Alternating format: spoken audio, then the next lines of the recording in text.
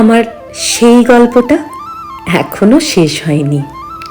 শোনো, পাহাড়টা আগেই বলেছি ভালোবেসেছিল মেঘকে, আর মেঘ কিভাবে শুকনো খটখটে পাহাড়টাকে বানিয়ে তুলেছিল ২৬ বছরের ছোকরা, সে তো আগেই শুনেছ। সেদিন ছিল পাহাড়টার জন্মদিন। পাহাড় মেঘকে বললে, আজ তুমি লাল শাড়ি পরে আসবে। মেঘ পাহাড়কে বললে, আজ তোমাকে স্নান করিয়ে দেব চন্দন জলে। ভালোবাসলে নারীরা হয়ে যায় নরম নদী, পুরুষেরা জ্বলন্ত কাঠ।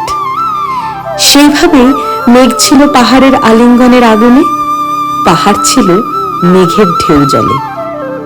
হঠাৎ আকাশ জুড়ে বেজে উঠল ঝড়ের জগঝম্প। ঝাঁকড়া চুল উড়িয়ে ছিনতাইয়ের ভঙ্গিতে ছুটে এলো এক ঝাঁক হাওয়া। মেঘের আঁচলে টান মেরে বললে, ওঠ ছুরি, তোর বিয়ে। এখনো শেষ হয়নি গল্পটা।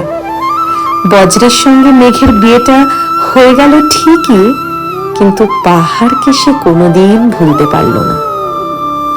বিশ্বাস না হয়তো চিরে দেখতে পারো পাহাড়টার হাড় পাঁজর।